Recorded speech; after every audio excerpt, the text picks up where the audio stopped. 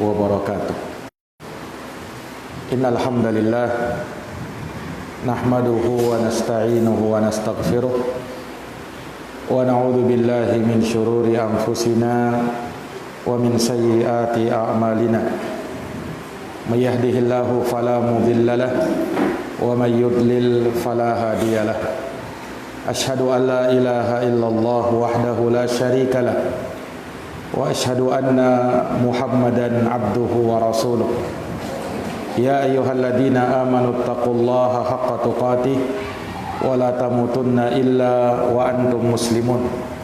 Ya ayyuhan nasu taqu rabbakumul ladzi khalaqakum min nafsin wahidah wa khalaqa minha zawjaha wa batha minhuma rijalan katsiran wa nisaa wattaqullaha alladzi tasaaluna bihi wal arham innallaha kana 'alaikum raqiba. Ya ayyuhalladzina amanu taqullaha wa qulu qawlan sadida yuslih lakum a'malakum wa yaghfir lakum dhunubakum wa may yuti'illaha wa rasulahu faqad faza fawzan 'azima. Amma ba'd, fa inna asdaqal hadithi kitabullah wa khairal huda huda Muhammadin sallallahu alaihi wa ala alihi wa sahbihi wa sallam. Wa syarrul umuri muhdatsatuha fa inna kulla muhdatsatin bid'ah wa kulla bid'atin dhalalah wa kulla dhalalatin finnar.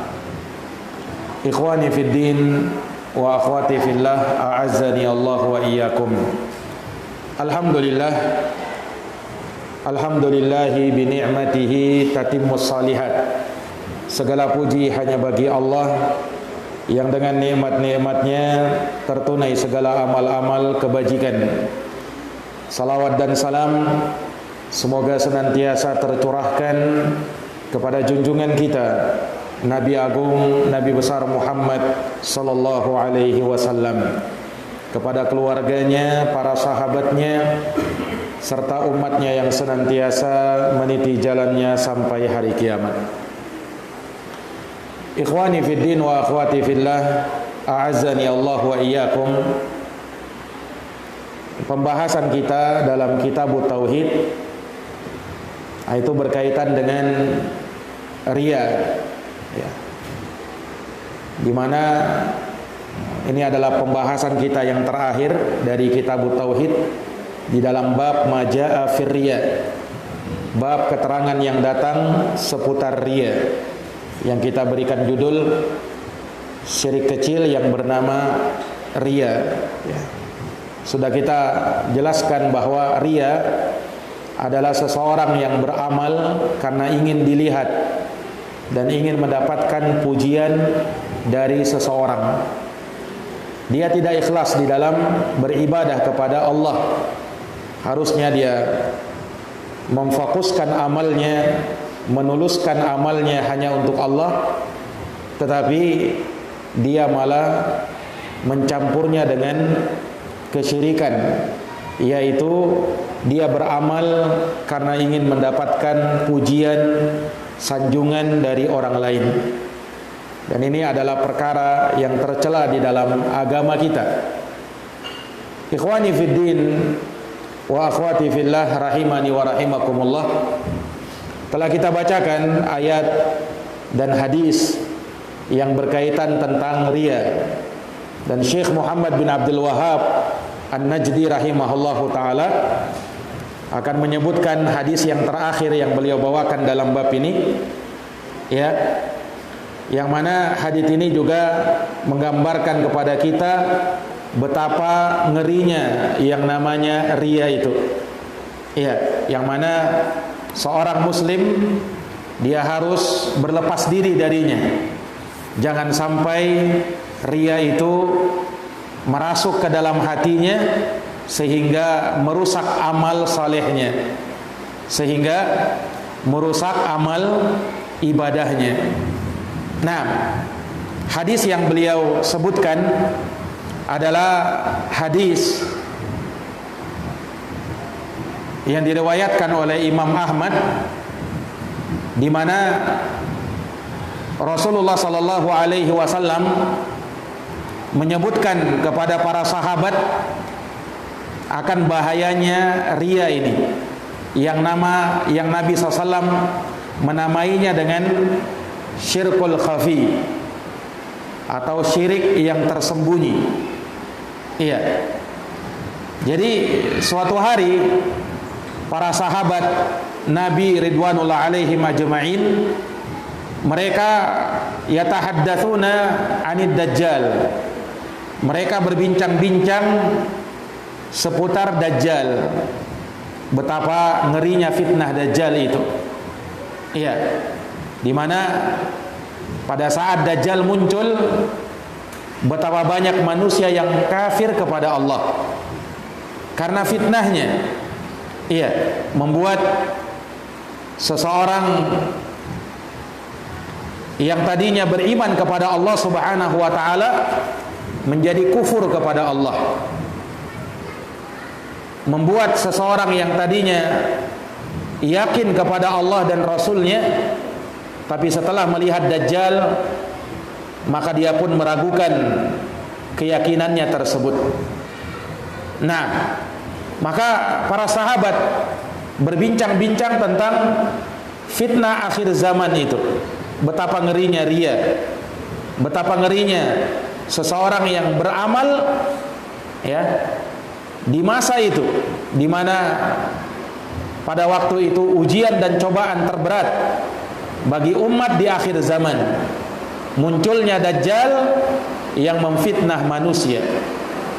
Iya. Dan dajjal itu dinamakan dengan dajjal ya, dari kata ad-dajjal yang artinya katsiratu al-kadhib. Banyaknya dia berdusta. Disebutkan dalam sighah mubalaghah karena dajjal itu memang membawa kedustaan dan sering berdusta. Sering berdusta. Namun ya, dajjal yang diberitakan oleh Nabi, yang sampai Nabi SAW menyebutkan kepada para sahabat supaya berlindung dari fitnah dajjal. Bahkan Nabi doakan secara khusus. Nabi perintahkan bahkan di akhir tasyahud hendaknya membaca doa 4 perlindungan. Allahumma inni a'udzubika min adabi jahannam wa adabil qabr wa min fitnatil mahya wal mamat wa min syarri fitnatil masihid dajjal. Ya Allah, aku berlindung kepadamu dari azab neraka jahanam, kemudian dari azab kubur, kemudian dari fitnah hidup dan mati, kemudian dari kejelekan fitnah dajjal. Nabi berlindung darinya. Iya. Dan mengajarkan doa itu kepada para sahabat. Bahkan bukan hanya itu, Nabi juga mengajarkan ayat-ayat perlindungan dari dajjal. Ya, di mana seseorang yang menghafalkan 10 ayat surat Al-Kahfi di awalnya dan dalam riwayat lain di akhirnya, maka usima minad dajjal. Dia akan dijaga dari fitnah dajjal. Dan Nabi sebutkan secara detail. Jadi dajjal itu nampak ciri-cirinya. Bahkan di dahinya tertulis kafara, yang artinya kafir. Nampak fitnahnya. Tetapi dikarenakan manusia sudah tertipu dengannya, akhirnya dajjal tetap dipercaya. Dajjal tetap diimani. Iya. Ikhwani fiddin a'azani Allah wa iyyakum.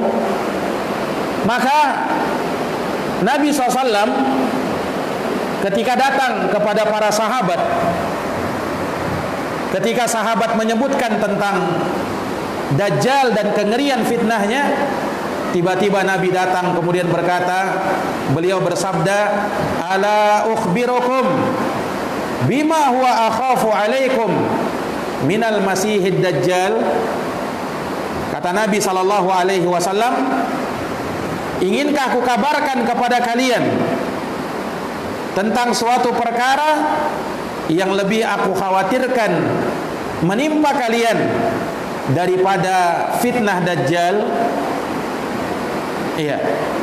Mendengarkan sabda Nabi ini mungkin membuat para sahabat kaget. Membuat para sahabat terkejut. Bagaimana bisa ada fitnah yang lebih berbahaya, yang lebih mengkhawatirkan, yang lebih menakutkan daripada fitnah Dajjal. Iya, karena para sahabat menganggap fitnah Dajjal sudah terlalu besar bagi mereka. Adakah fitnah yang lebih berbahaya dari fitnah Dajjal?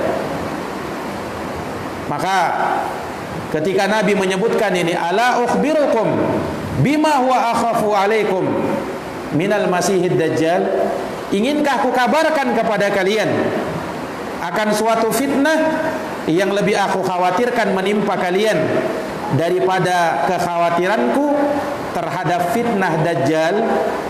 Maka mendengarkan itu para sahabat mengatakan, bala ya Rasulullah, tentu ya Rasulullah, kami mau. Apa fitnah yang lebih berbahaya daripada fitnah Dajjal? Iya. Maka Nabi SAW bersabda, asyirkul khafi, syirik yang tersembunyi. Syirik yang tersembunyi. Iya. Ini Nabi menamakan riya dengan syirkul khafi, kesyirikan yang tersembunyi. Sebagaimana yang pernah kita jelaskan di pertemuan sebelumnya, bahwa riya itu syirik tersembunyi karena begitu samarnya dia. Orang tidak merasa, ya, orang tidak menyangka bahwa dirinya sudah terkena riya karena dia samar dan sulit terlihat, sulit terdeteksi. Ya. Makanya Nabi sebut dengan penamaan syirik yang tersembunyi. Ya. Dan telah kita sebutkan hadis Nabi SAW menyebut riya itu, syirik kecil itu bagaikan langkah-langkah semut, akhfa min dabibin namal, kata Nabi, lebih samar dari langkah-langkah semut. Bayangkan langkah semut, bagaimana caranya kita melihatnya atau merasakannya? Begitu samarnya, begitu sulitnya terdeteksi. Itulah gambaran Nabi terhadap yang namanya riya ini, asyirkul khafi, syirik yang tersembunyi. Iya, karena dia di dalam hati. Yang tahu dia berbuat kesyirikan, riya, hanyalah Allah Subhanahu wa taala. Hanya Allah yang tahu ini orang riya. Iya. Walaupun dalam pandangan manusia, oh dia khusyuk beribadah, dia tenang dalam beribadah, dia fokus dan konsentrasi dalam beribadah, tapi pada kenyataannya dia sudah terjangkiti penyakit riya.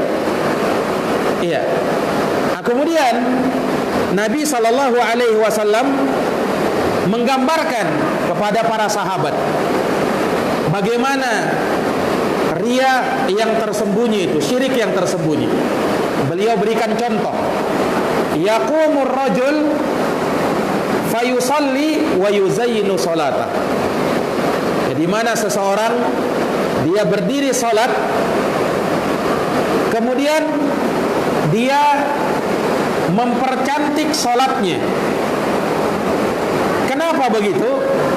Bukan karena dia ingin mencocokkan salatnya dengan salat Nabi, berusaha membuat salatnya seperti salatnya Nabi. Bukan itu. Tetapi dia melakukan hal tersebut, dia mempercantik salatnya, kata Nabi, lima yara min nadharir rajul, karena dia melihat ada orang lain yang menyaksikan dia dalam beribadah. Dia melihat ada orang lain yang memperhatikannya ketika dia sholat. Nah, itulah yang menjadikan dia mempercantik, memperindah sholatnya. Nah, ini ikhwani fiddin, a'azani Allahu wa iyyakum. Dengaran suara saya, Mas? mendengar. Nah, ikhwani fid din, a'azzani Allah wa iyyakum. Di dalam hadis yang mulia ini, Nabi sallallahu alaihi wasallam menyebutkan dengan kalimat tanbih, yaitu beliau mulai dengan ala. Ala itu kalimat tanbih. Maksudnya kalimat tanbih yakni untuk membuat para sahabat atau yang mendengarkan hadis beliau itu menjadi sadar, menjadi perhatian, menjadi fokus kepada apa yang beliau mau sampaikan. Dan itu salah satu metode pengajaran Nabi sallallahu alaihi wasallam ketika mengajar. Iya, beliau sering membuat orang itu fokus kepada apa yang beliau sampaikan. Karena demikianlah ilmu. Ya, ilmu itu butuh diperhatikan. Ilmu itu butuh orang fokus di dalamnya. Iya, supaya tidak hanya sekedar lewat kemudian hilang begitu saja, tetapi betul-betul merasuk ke dalam hati, diingat sampai mati. Ya, harusnya begitu ilmu. Nah, dan dalam banyak metode Nabi SAW seperti itu. Seperti Nabi juga kadang mengulang hadisnya 3 kali. Ya, Nabi ulang-ulang sampai 3 kali. Kenapa? Supaya orang jadi perhatian. Kenapa ini diulang-ulang? Ya. Menunjukkan apa? Ada sisi pentingnya di situ, sampai diulang oleh Nabi. Ya. Dan terkadang Nabi untuk memberikan tanbih kepada para sahabat, Nabi sebutkan amalan dalam jumlah tertentu. Ya. Nabi sebutkan perkara-perkara yang harus diwaspadai dalam jumlah tertentu. Dalam jumlah tertentu. Nah, dan itu banyak dari sabda Nabi SAW, ya, terkait dengan dosa besar misalnya. Nah, ijtanibu as-sab'al mubiqat. Jauhilah oleh kalian 7 dosa yang membinasakan. Ini dari dosa-dosa besar. Jadi maklumi dosa besar itu bukan 7 saja. Dosa besar itu banyak. Iya, tetapi Nabi sebutkan 7 karena ini diantara yang paling besarnya atau yang paling seringnya dilakukan oleh manusia. Maka disebut oleh Nabi 7 perkara. Nah, itu dalam rangka untuk membuat manusia menjadi lebih perhatian terhadap apa yang beliau mau sampaikan. Ala ukhbirukum, tidakkah ingin kukabarkan kepada kalian? Ini pertanyaan dari Nabi. Bukan artinya para sahabat itu tidak mau. Ya, sahabat tentu mau. Ya, ditawari oleh Nabi begitu, tentu mau sahabat. Makanya seringkali Nabi bertanya begitu, jawaban para sahabat sama. Bala ya Rasulullah, tentu ya Rasulullah. Ya. Dan ini juga salah satu metode Nabi dalam mengajar. Seringkali beliau memberikan soal-soal kepada sahabat. Ya, karena metode soal jawab terkadang lebih mengena dan lebih merasuk ke dalam jiwa. Nah, seperti Nabi pernah bersabda tentang ghibah, atadruna mal ghibah? Tahu enggak kalian apa itu ghibah? Dzikruka akhaka bima yakrah. Nabi jawab sendiri, ghibah itu kau menyebutkan tentang saudaramu apa yang mereka tidak suka untuk disebut. Nah, kemudian sahabat nanya, ya Rasulullah, bagaimana pendapatmu kalau yang aku sebutkan itu memang betul ada pada saudaraku? Kata Nabi SAW, kalau memang itu benar ada pada saudaramu, faqad iktabtahu, kau telah menggibah dia. Tapi kalau ternyata tidak benar itu yang kau sebutkan ada pada saudaramu, faqad bahattah, maka kamu telah memfitnah dia. Kata Nabi SAW. Jadi intinya Nabi SAW terkadang menyampaikan ya ilmu yang beliau ingin sampaikan dengan metode ini. Ala ukhbirukum bima huwa akhafu alaikum. minal masihid dajjal, inginkah kukabarkan kepada kalian tentang suatu perkara yang aku sangat khawatirkan menimpa kalian. Iya, dan Nabi ini berbicara kepada sahabat. Nabi khawatirkan ria itu menimpa para sahabat. Padahal kita tahu kan, para sahabat itu keimanannya tentu tidak perlu ditanyakan lagi. Ya, para sahabat itu imannya kuat. Ya, mereka betul-betul berada pada puncak keyakinan. Bagaimana tidak? Nabi di tengah-tengah mereka. Zaman mereka zaman terbaik. Iman mereka itu dijadikan barometer untuk keimanan orang-orang yang datang berikutnya. Makanya Allah berfirman, fa in amanu bimisli ma amantum bih faqad ihtadaw.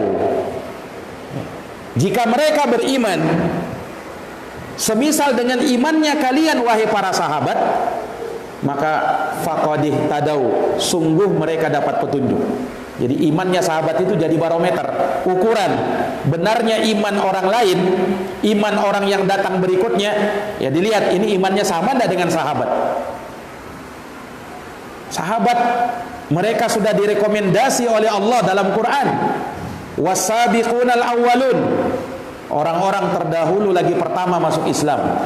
Minal muhajirin wal ansar, dari kalangan muhajirin dan ansar, sahabat Nabi.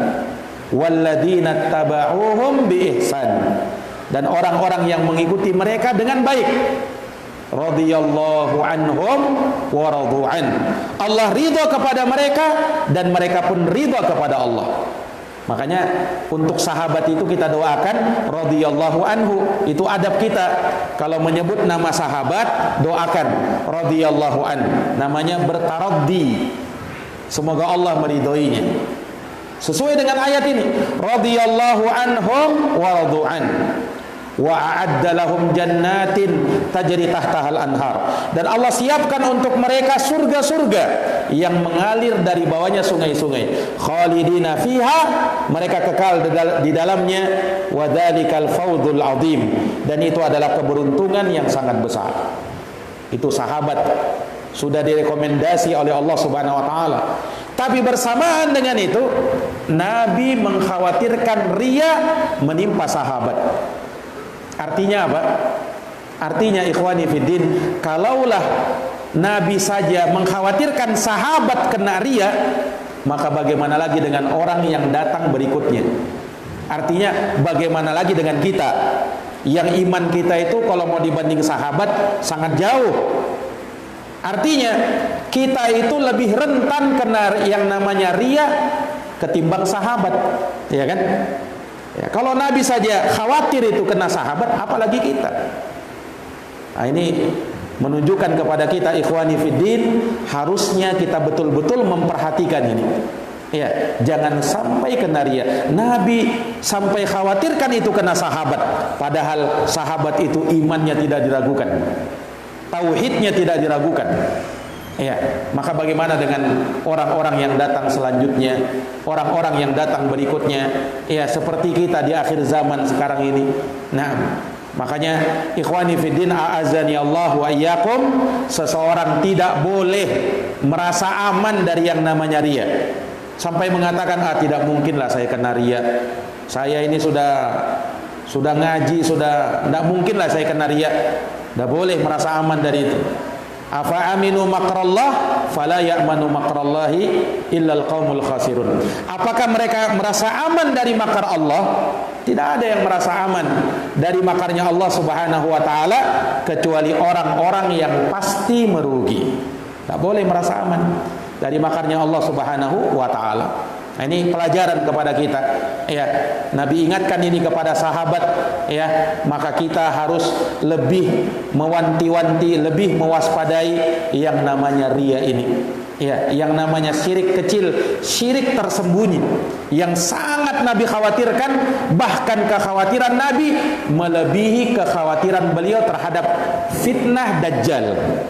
Ikhwani fiddin a'azani Allah wa iyyakum. Ya. Ya, seseorang terkadang ya terhadap fitnah-fitnah itu terkadang meremehkan. Jangankan yang namanya ria, sebagian orang ada yang meragukan Dajjal. Katanya Dajjal itu tidak mungkin ada. Ya, Dajjal itu tidak mungkin ada itu cuman ya bentuk Nabi SAW katanya ya hanya ingin menakut-nakuti umatnya. Wujudnya tidak ada. Nah, subhanallah, ini sama saja mengingkari hadis-hadis yang mutawatir yang terlalu banyak yang mengisahkan tentang Dajjal. Hadis tentang Dajjal itu mutawatir. Artinya terlalu banyak hadisnya sehingga tidak mungkin didustakan. Ya, bagaimana bisa Nabi menyebut Dajjal itu, kan kata Nabi a'war. Ya, buta sebelah matanya, mata kanannya itu buta. Itu Dajjal. Disebutkan ciri fisiknya oleh baginda Nabi sallallahu alaihi wasallam. Iya. Dan Nabi pernah menyebutkan sahabatnya Tamim bin Aus Ad-Dari yang sempat berjumpa dengan Dajjal. Kemudian mengabarkan ya kabar-kabar tentang hal tersebut, dan Nabi ceritakan Dajjal nanti keluar selama 40 hari. Sehari bagikan setahun, hari kedua bagikan sebulan, hari ketiga bagikan sepekan, hari-hari berikutnya bagikan hari biasa, sampai nanti dibunuh oleh Nabi Isa alaihi salam. Nah, orang-orang yang meragukan Dajjal itu mengatakan, oh bagaimana bisa satu hari bagikan setahun? Ini tidak masuk akal katanya. Tidak masuk akal. Masa satu hari bagikan satu tahun, sedangkan kita tahu satu hari itu 24 jam. Bagaimana caranya satu hari sama dengan setahun? Nah, ikhwani fiddin a'azzani Allah wa iyyakum, dia lupa bahwa Allah Subhanahu wa taala ala kulli syai'in qadir. Allah itu maha mampu atas segala sesuatu. Nah, jangan diragukan. Innama amruhu idza arada syai'an ayaqula lahu kun fayakun. Sesungguhnya urusan Allah itu, kalau Allah mau, Allah tinggal katakan kun, jadilah, fayakun, terjadi langsung. Tidak ada yang sulit bagi Allah. Nah, tidak ada yang sulit bagi Allah. Bukankah Allah yang menciptakan langit dan bumi, bulan dan matahari? Maka Allah yang sanggup, ya, yang menjadikan alam semesta ini tentu sangat mampu untuk menjadikan sehari itu bagikan setahun. Ya. Ikhwani fiddin a'azzani Allahu wa iyyakum. Makanya ya berbicara tentang hari kiamat itu keimanan, harus kita imani. Kalau disebutkan itu dalam Quran, disebutkan di dalam hadis yang sahih, kita imani.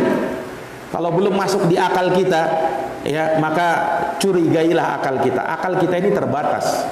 Terkadang belum bisa menjangkau sesuatu ya dari perkara-perkara ya karena keterbatasannya akal itu. Nah, keterbatasan akal. Ikhwani fiddin a'azzani Allahu wa iyyakum. Kalau dulu orang ya, dulu orang itu meragukan, tidak mungkin, mustahil ada orang bisa perjalanan yang harusnya ditempuh 1 bulan kok bisa ditempuh dalam sekejap mata. Ya, sebagaimana dulu orang-orang musyrikin ya itu mengingkari Nabi SAW Isra Mi'raj ke Palestina, kemudian naik ke atas langit dari Masjidil Haram. Mereka dustakan itu. Kenapa? Bagaimana bisa katanya perjalanan dari Mekah ke Palestina aja itu 1 bulan. Kalau pulang pergi berarti 2 bulan. Nabi cuman tidak sampai 1 malam. Mustahil katanya. Akalnya kan, dia berpikir akal pada waktu itu. Ya. Nah, padahal ya, kalau misalnya di zaman sekarang, ya, di zaman sekarang hal tersebut tidak mustahil karena adanya alat-alat transportasi di zaman sekarang. Orang ke Mekah, ke Palestina naik pesawat sebentar aja. Ya kan? Ikhwani fiddin a'azzani Allah wa iyyakum. Nah, kalau itu terjadi, bisa terjadi dalam kehidupan di dunia kita ini, yang dulu ya harus orang bersusah payah, harus perjalanan lama, ya kan? Tapi sekarang ditempuh dengan waktu yang sangat singkat sekali. Ya, apalagi Allah, makhluk saja mampu membuat alat-alat transportasi yang begitu canggih. Ada jet yang bisa katanya mengalahkan kecepatan suara, ya, sampai seperti itu. Itu makhluk. Bagaimana lagi dengan Sang Khalik? Ya, maka tidak ada yang mustahil bagi Allah Subhanahu wa taala. Ada orang-orang yang meragukan fitnah Dajjal itu. Nah, Ikhwani fiddin a'azani Allah wa iyyakum. Sehingga apa? Merasa aman dari fitnah Dajjal. Demikian juga mereka pun merasa aman dari riya. Tidak mungkin saya kena riya, tidak mungkin lah.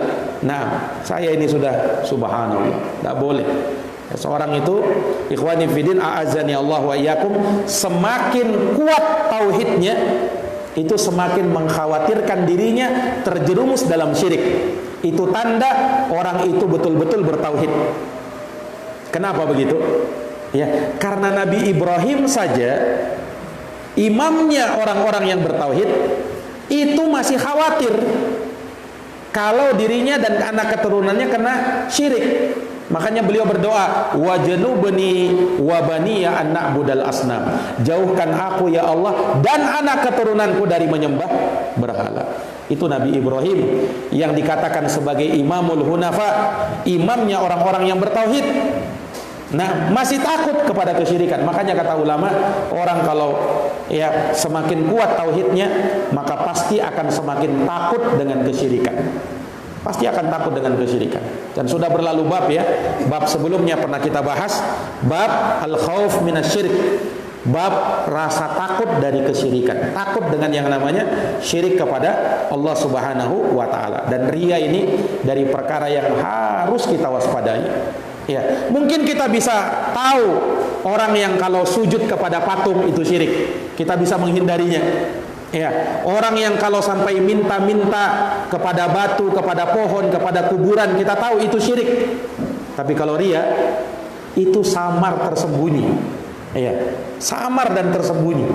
Nah, dia lagi beribadah ini, dia lagi sholat ini, tapi bisa jadi ada riya di dalam hatinya. Nah, ini ikhwani fiddin, samarnya yang namanya riya ini. Ya, asyirkul khafi kata Nabi, syirik yang tersembunyi. Nah, ikhwani fiddin a'azani Allah wa iyyakum. Ya, makanya kata para ulama, seseorang itu karena syirik, riya itu syirik tersembunyi, ya.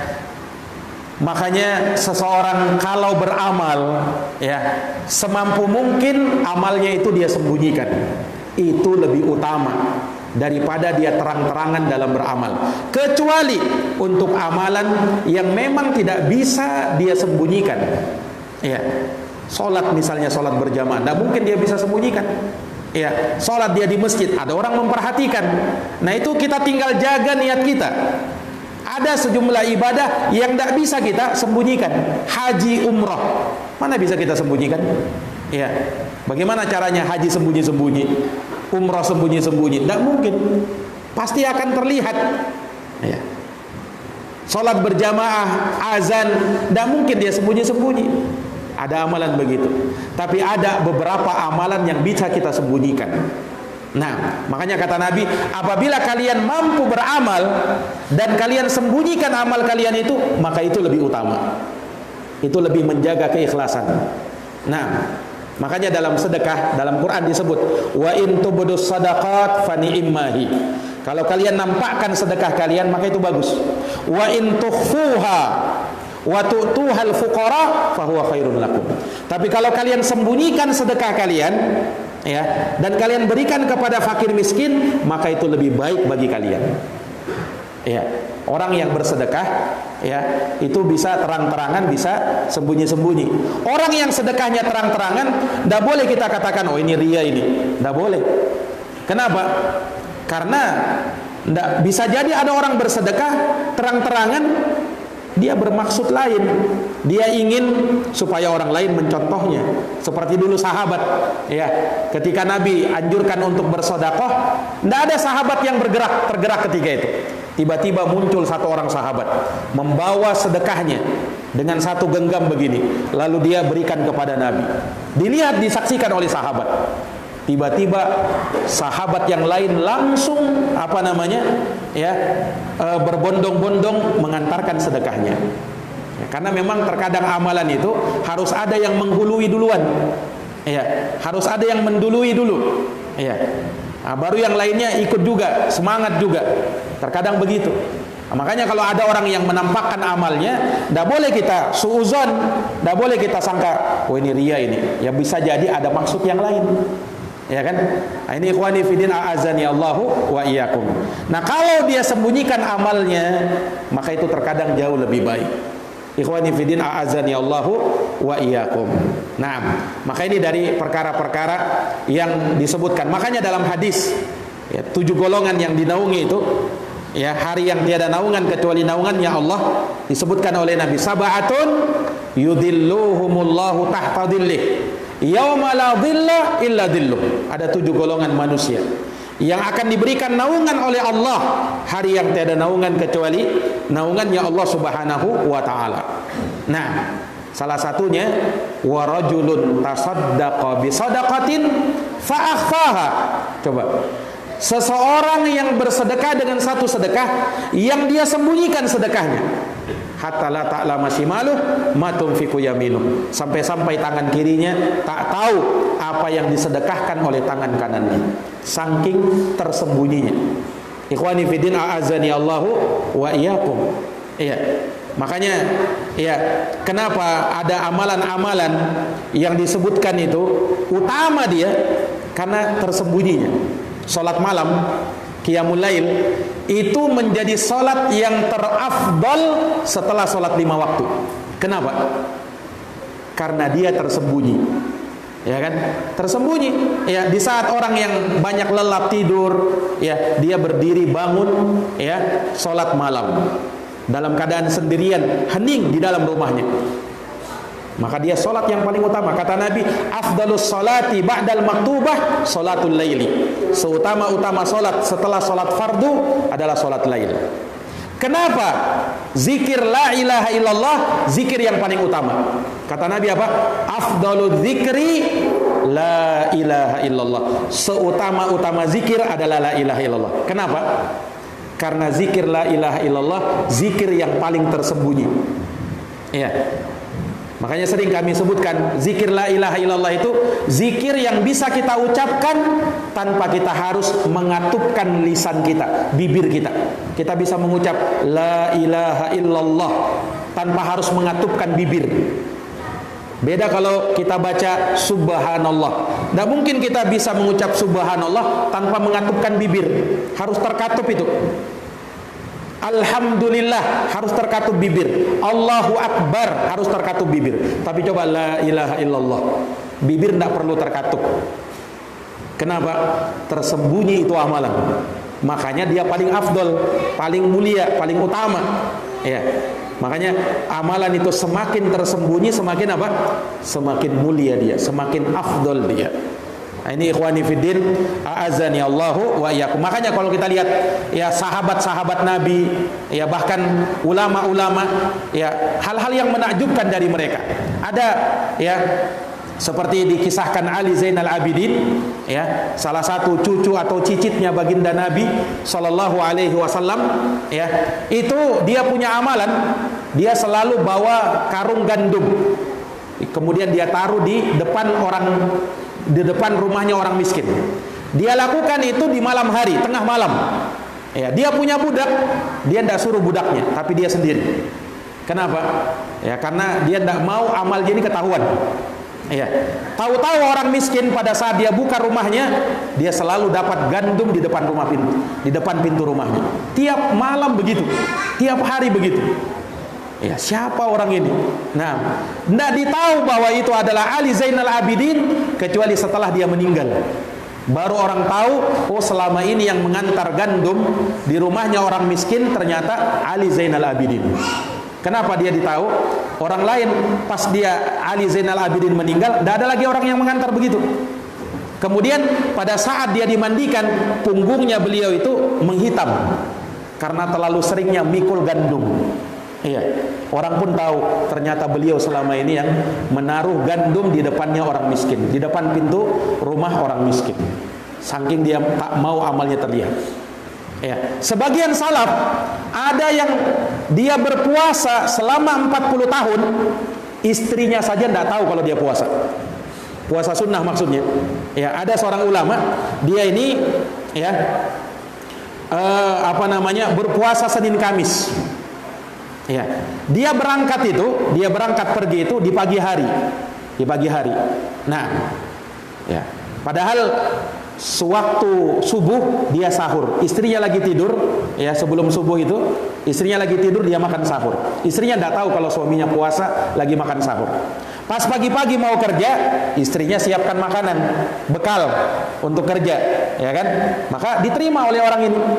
Dalam keadaan dia juga tidak mengatakan, oh saya lagi puasa, tidak. Tapi dia terima. Di tengah jalan dia kasih ke orang miskin. Nah, pulangnya orang ini, pulang dari kerja dia sore hari, istrinya sudah siapkan makanan. Istrinya menyangka itu makan sore, padahal itu waktunya dia berbuka. Selama 40 tahun istrinya tidak tahu kalau dia lagi puasa sunnah. Subhanallah, saking dia mau menyembunyikan amalannya itu. Nah, ini ikhwani fiddin a'azani Allahu wa iyyakum. Coba bandingkan dengan keadaan sebagian orang pada zaman ini. Kalau beramal maunya pamer, dilihatkan kepada manusia. Iya. Ini ikhwani fiddin a'azani Allah wa iyyakum. Terkadang sebagian orang seperti itu. Padahal ya kalau dia memahami tentang hakikat tauhid, hakikat keikhlasan, ya, maka mungkin dia akan jauh dari hal yang seperti itu. Nah, khawatir jangan sampai ria, jangan sampai ada keinginan mau dipuji, mau disanjung, mau dikata-katai, mau dibilang begini. Percuma amal ibadah kita kalau sudah ada ria di dalamnya. Capek-capek kita sudah beramal, beribadah, tidak sedikit biaya yang kita keluarkan, tetapi ternyata ya habaan mansura, jadi debu yang berterbangan, tidak dianggap sama sekali oleh Allah Subhanahu wa taala. Nah, ini syirik tersembunyi. Yaqumur rajul, di mana seseorang itu berdiri salat, fayuzayyinu salata, lalu dia percantik salatnya. Lima yara min nadari rajul, karena ada orang lain memperhatikannya. Indikasi orang terkena ria itu, kalau misalnya ya, awalnya kalau dia sholat itu biasa aja, rukun sujudnya biasa. Tapi pada saat ada orang lain di sekitarnya, dia bikin lama berdirinya, dia bikin lama rukunya, dia buat lama-lama sujudnya, ya. Kemudian dia betul-betul dia menunduk ke bawah ketika sholat, ya. Kemudian seakan-akan terlihat khusyuk.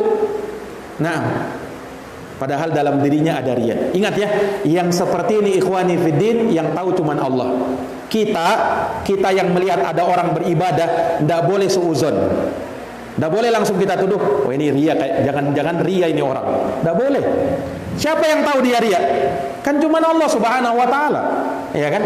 Siapa tahu memang dia ikhlas. Nah, makanya yang seperti ini kita serahkan sama Allah. Tidak boleh kita menduga-duga orang itu ya amalnya ria kayaknya. Itu sedekahnya kayaknya ria itu. Tidak boleh.